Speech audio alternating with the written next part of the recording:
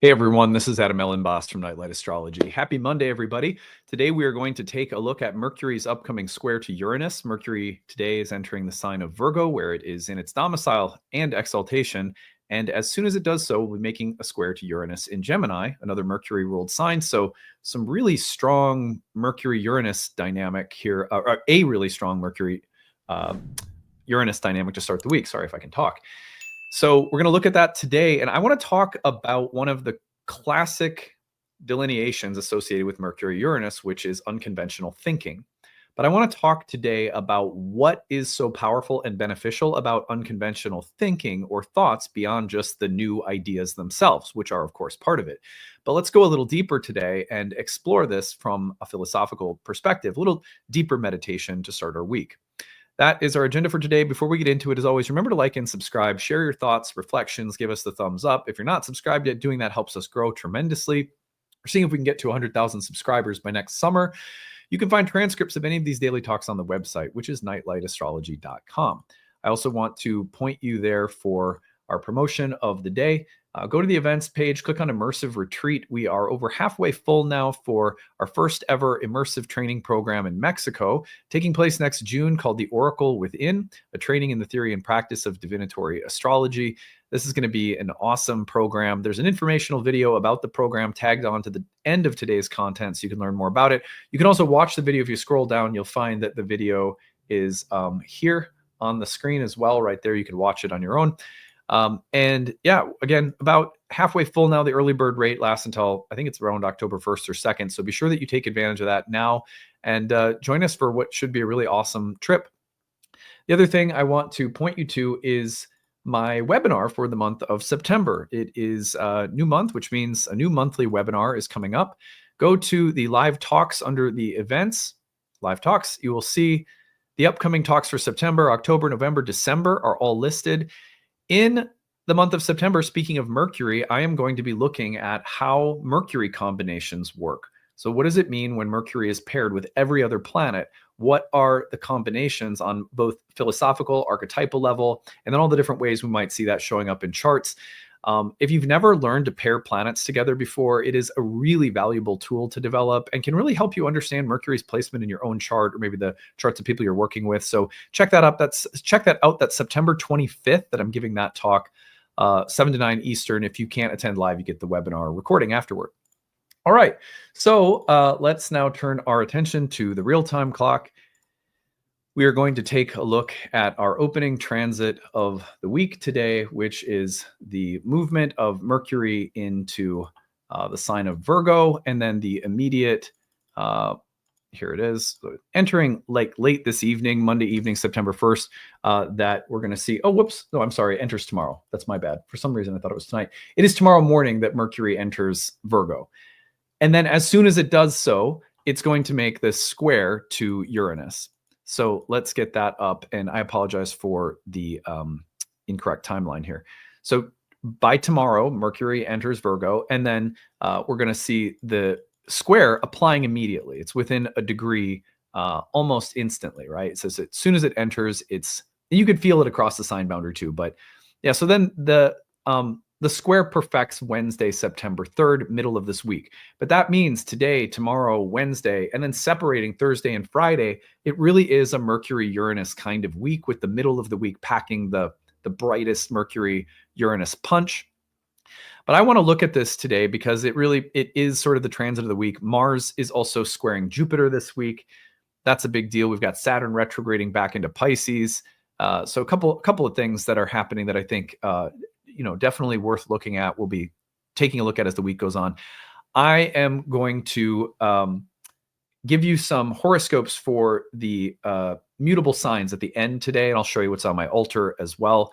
But what I want to do today is talk about this classic designation that Mercury and Uranus always gets, which is unconventional thinking. When Mercury, Hermes, and Uranus get together in a square, an opposition, a trine, a sextile, anytime they contact, one of the delineations, it's very textbook line 1A, is unconventional thoughts, new ideas, flashes of insight, right?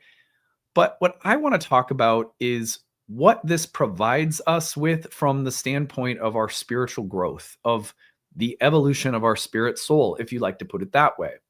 Because great, you have a new idea, but that idea that facilitates maybe you doing something different at work or in a relationship or for your self-care or your health or something like that. What benefit is it from the standpoint of being a spirit soul that's going to, keep learning and growing from lifetime to lifetime? Drink some water. So what's the spiritual benefit of having unconventional thoughts for a spirit soul? I have 5 things that I want to tell you about. So when we have unconventional thoughts and ideas, let's just acknowledge that they in and of themselves can be very powerful. They can shift things at work or within a creative process or project. They can shift things in our relationships. They can bring up important conversations. They can shift dynamics around home or family. They can bring up new technology. They can grant us a freeing perception of ourselves. They can give us new ideas by means of which to live a healthier or happier life. And those are all the obvious benefits that are so immediate and just kind of come gift wrapped with this, and also the shadows, impulsive thinking, erratic thinking, foot and mouth syndrome, whatever. I'm going to give you the 5 things to watch for in the 4 areas of life, probably tomorrow. Today, I wanted to do a little deeper, like what's the benefit? Why when these things happen, what are they doing for our soul? Number 1, unconventional thoughts and ideas, in addition to being whatever usefulness they are, liberate us from certainty. One of the biggest traps for the spirit soul, according to so many different mystics and sages and traditions all over the planet, is dogmatic, self-righteous certainty. I don't think it's wrong to have faith or confidence. I don't think it's wrong to believe in things or have even convictions morally or philosophically. But certainty, the way that we're talking about it right here, is really more like a kind of intellectual or even philosophical hubris, right? So one thing that Mercury-Uranus can do is, by means of going through an experience of brand new insight, an unconventional thought, a brand new idea that maybe changes our mode of thinking and liberates us from an old way of thinking. One of the things that that's subtly doing for us is reminding us that our minds can evolve. Beliefs serve different functions in different seasons of life for different ends. From an evolutionary perspective, we can see that ideas have times and seasons, and they have good uses, but then they end. And so whatever ideas we have or whatever ideas we're working with or operating by, can we learn to hold them without that problematic level of pride or arrogance or self-righteousness? Can we be walking with an understanding that, we don't need to be right to exist. We don't need to be right to love. We don't need to be right to be evolving spiritually. It's almost better in some ways to, whatever convictions we have, to hold them with this constant awareness that there is more that I could possibly comprehend. So intellectual humility, right? They liberate us from certainty.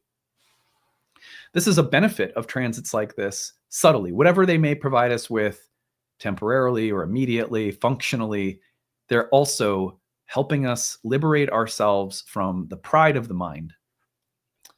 Number 2, one of the most amazing things about Mercury-Uranus dynamics, in my experience, is that they can present us with unconventional thoughts, ideas, insights. But you know what's so amazing is that those things only have to be new and unconventional and powerful or different or opening or liberating for us, for me, for you. I'll just give you an example. I have had some of the most powerful insights of my life over the past 4 or 5 years with respect to dogs. The dogs in the care of our home and family have frequently led to insights for me that I know are very basic and like baked into my wife's psyche. Ashley's connection with animals and the living world is so much less problematic than mine. Maybe it's my Capricorn moon or the Saturn in my chart or whatever, but for me, I don't need, when the insights that I've had around animals and the heart opening and the insights I've had about myself as I've related to dogs we've had in our lives, I don't need to look at those thoughts, those realizations, those moments of epiphany, those understanding spaces. I don't need to look at them and say, well, that'd be very basic for Ashley. I don't have to look at it and say, well, that would be very basic for this person over here. All I have to do is say that was profound for me because of where I'm at. This idea, its value, its radiant, spectacular, awe-inspiring, unexpected nature only has to be that way for me. I notice a lot of people when Mercury-Uranus things happen, they immediately go, well, like, that's not that profound. Well, not profound to who?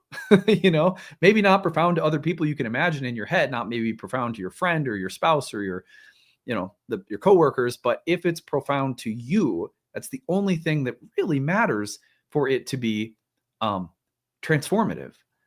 And I think we can take a lot of pressure off from ourselves when we say the idea itself doesn't have to be measured in some objective manner against all ideas ever or against everyone's experience of the same idea.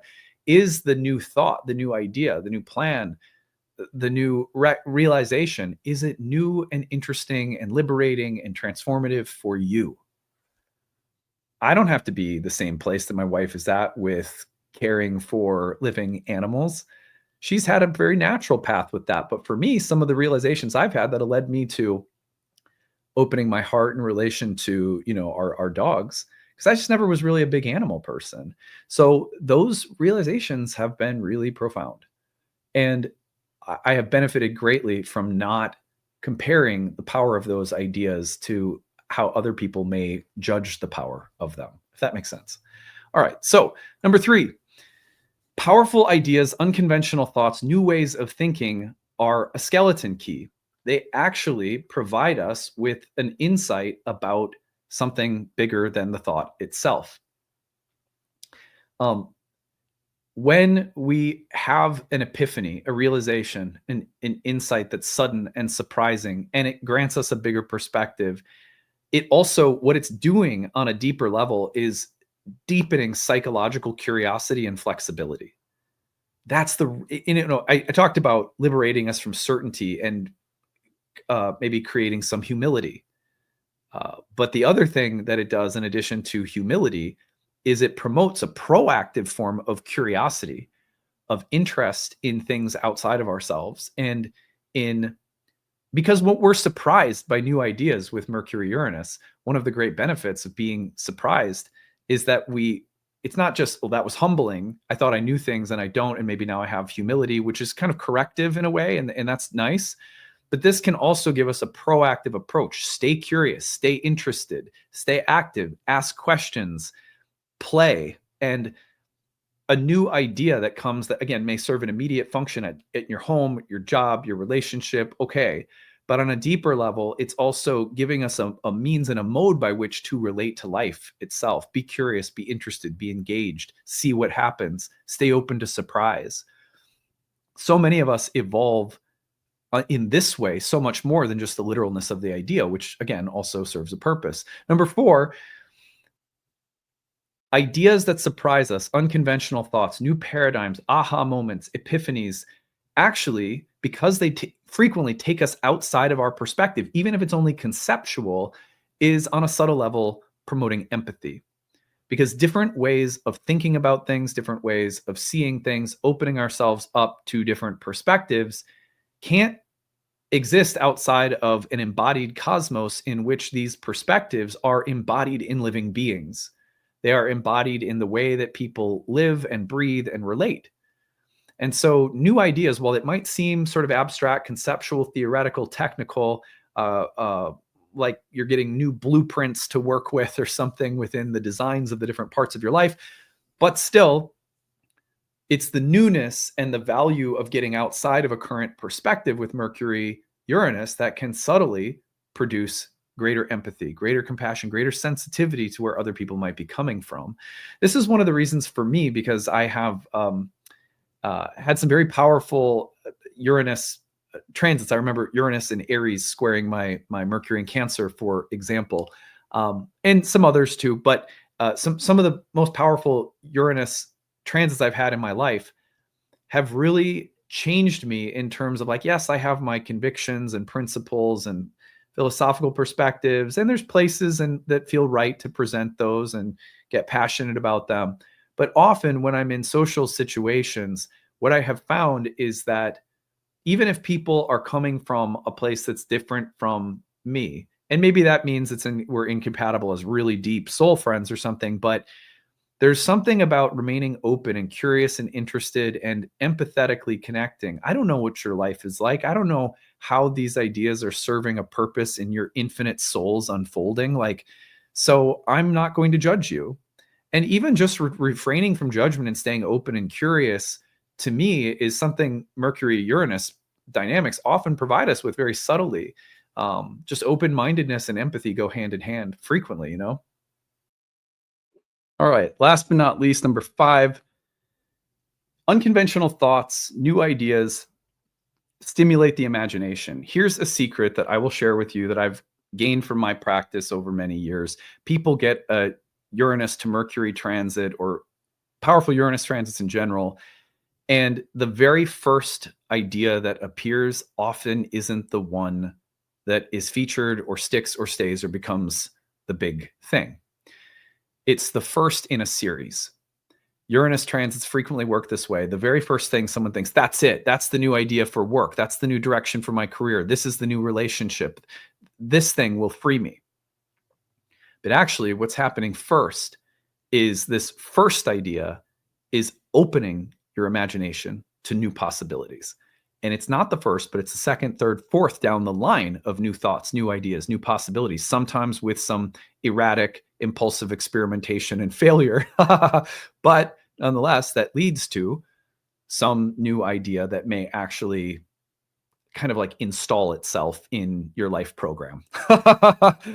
Sorry to use a computer analogy, not like we need more of those, but anyway, so Uranus Mercury is not just about the idea, the first idea, it's sometimes about the fifth or sixth idea in a string that happens because the first one opened you.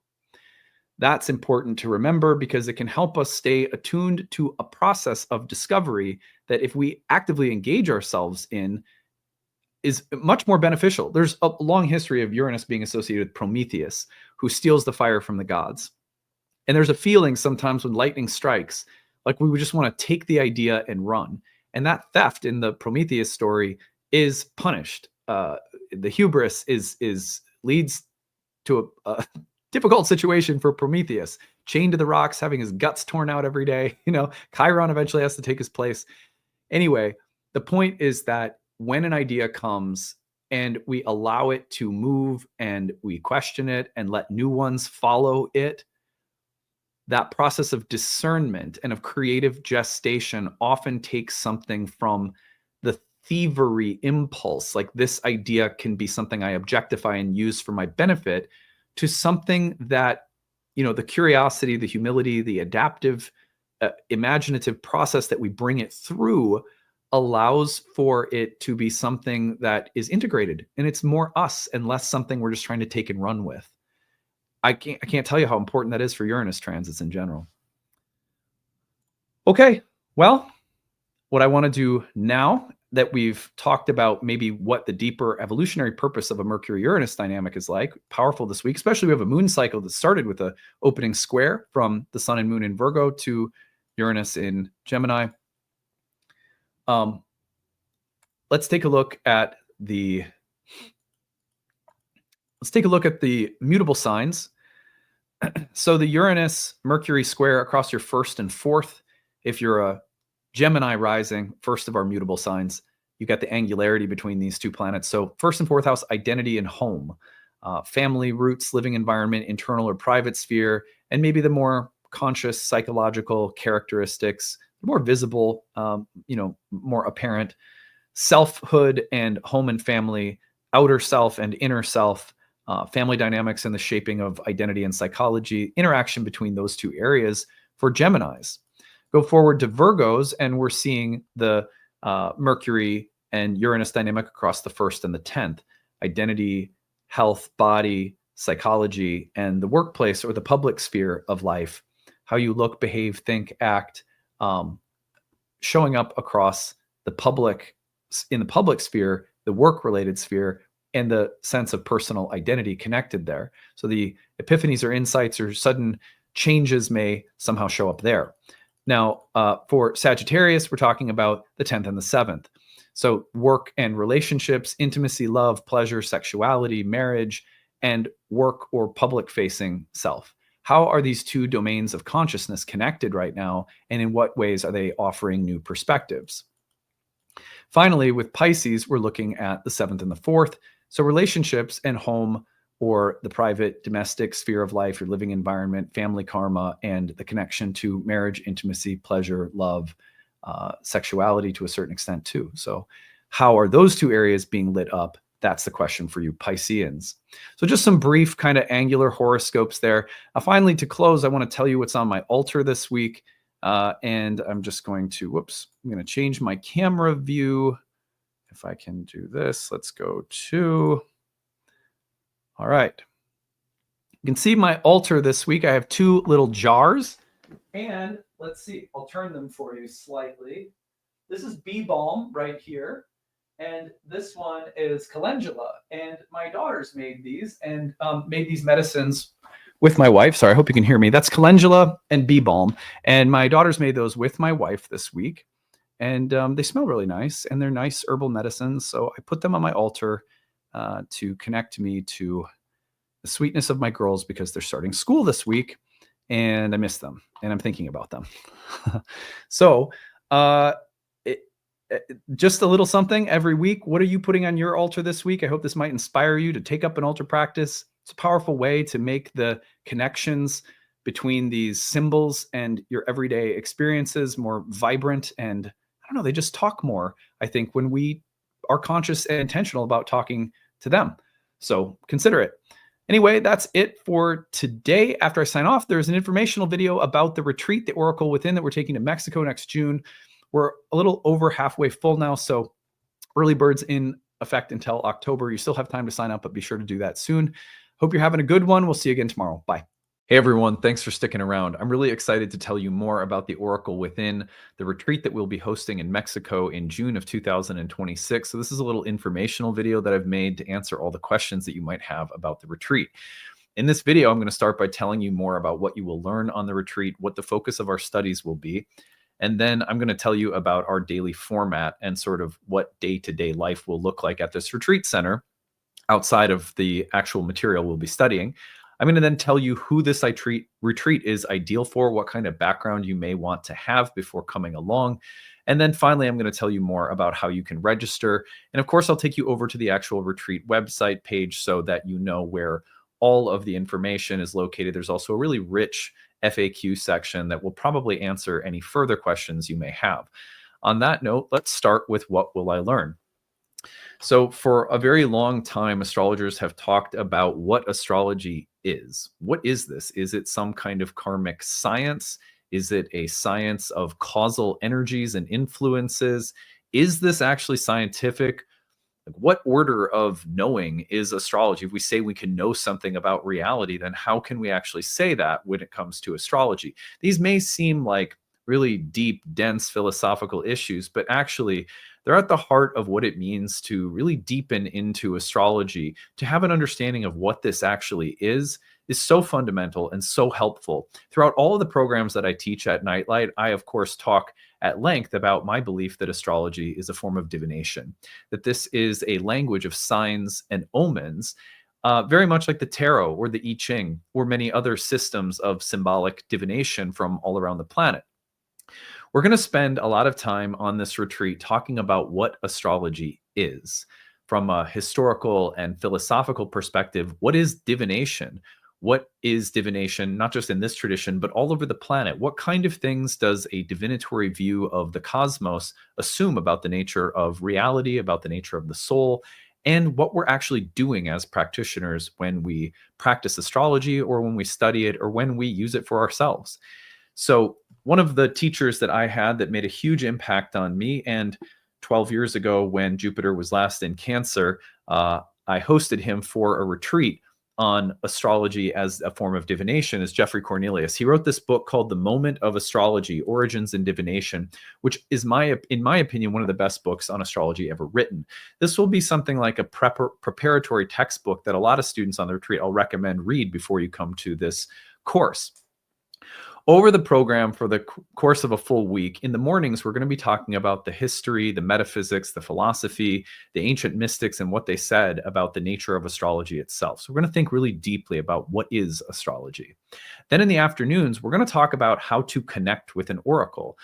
Connecting with an oracle, connecting with astrology as a divinatory system, in other words, is about the marriage of intuition and being able to listen to the oracle speak while also utilizing the logic of craft. How do you marry those two things together? It's not something we take a lot of deliberate time to talk about as astrologers.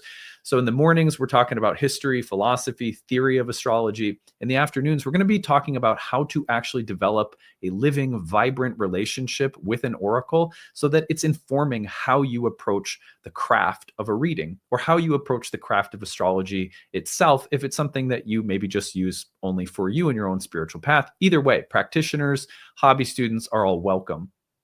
So a lot of hands-on immersive work with charts, with live clients, with different systems of divination, and talking a lot about how to connect with an oracle experientially in our afternoons, where our mornings will be devoted to theory. It's about 30 to 40 hours worth of content that we'll be doing over the course of a week together, which means this is effectively like one of my advanced training programs condensed into a week. It's brand new material, brand new curriculum, doesn't appear anywhere else in the Nightlight programs, and yet everything that this program includes is really a condensation of the underlying philosophy of astrology itself that is a part of all of the Nightlight programs and all of my work as a whole. And again, most of that was deeply inspired by the work of Jeffrey Cornelius, who's I consider him something of a mentor in my life. So that's a bit about what you will learn. If you have questions about what you will learn, you can feel free to email me for more details, info@nightlightastrology.com. Now, I want to talk about the format of the retreat. When you're on this retreat, first of all, you're in a beautiful sort of jungle beach location near Puerto Vallarta, Mexico, for a week, which means we every day will not just be about theory and experiential, immersive, oracular work, which I'm very excited about. I have a ton of really good curriculum written for us as a group to go through, but in the mornings, we're going to have the option of starting your morning with breath work, yoga, meditation. In the evenings, we'll probably cap our days off with a little bit of centering as well. So my wife, Ashley, who I ran a yoga studio with for a decade, will be with me leading daily meditation and yoga. She is an incredibly good yoga teacher, very grounded and very, wherever your level is at, there'll be something there for you. And that's optional as well. So every day you have a little meditation and yoga.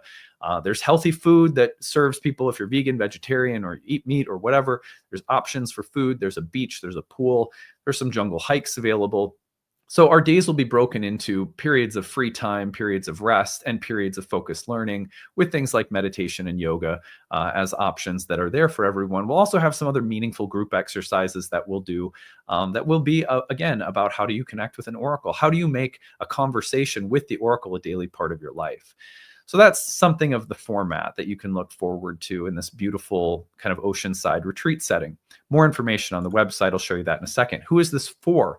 Ideally, you are someone who has a background in traditional Hellenistic astrology already. Wherever that comes from, if it's my courses or not, I want people coming to this retreat to have some pretty good solid background in Hellenistic astrology already.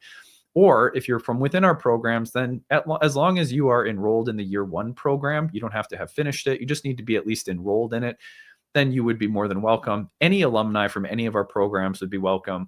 And again, people who have some serious background in traditional astrology already, just because I don't want people to come along with maybe a modern background, but zero understanding of Hellenistic.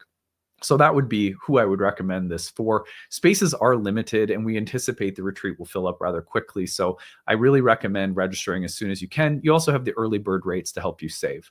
Finally, how do I register? I'm going to take you over to the website and you will find that here, the website, you can find it under the events page. Go to Immersive Retreat, or under the courses, it's our new course called The Oracle Within. When you scroll down, you're going to see everything that the program includes, basically everything I've gone over, maybe a little bit more details and depth there. as well as a little personal note for me that I wrote about why this means so much to me. You'll learn more about Mar de Jade, which is the beautiful retreat center. You can check it out. You're going to book through us. So you don't book through the retreat center, you book through us, and then we take care of it. At the bottom, you're going to find registration options that will be available starting on August 11th. That's today. Right now, as I'm looking at this, we don't have the prices listed yet. It's still kind of under construction.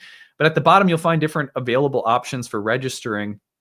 The different options will include different room options, and there's different. So if you want a private room versus maybe sharing a room with someone we'll assign you with that's part of the group, or maybe even a small group dorm room where there's like 5 people are sharing a room and you're comfortable being with other students on the trip, stuff like that. So there'll be some options there for everyone. There's an early bird rate that'll be in effect until October, saves you a little bit of money off the cost. And then also all of the different room options that are available at different price tiers depending on, and they go first come, first serve in terms of like, so there's some ocean view rooms. The people who book first will, get the best. We just go best available first and just run it like that. So anyway, again, as you are looking over anything on the page, you have any questions, email us info@nightlightastrology.com. I hope that this has been helpful. I can't wait to have finally an immersive in-person training program in a beautiful location. It's nice to do things online, but I really love having in-person time available. And I know that you're going to also really enjoy working with Ashley during the evenings throughout the week. Ashley will also have some little workshops that she'll be offering as options for people that are part of your retreat package that will be on plant spirit medicine topics and how to use different plant teachers to work with different astrological signatures in the chart. You got a difficult Mars, work with this plant. You got a challenged Venus, try this plant. So there's going to be some really fun little add-ons around plant spirit medicine that Ashley, if you know her on my channel, she talks about plants often, will also lead. So anyway, that's it. That's your informational video. I hope that this was useful. Hope to see some of you on the retreat in Mexico next year. Take it easy, everyone.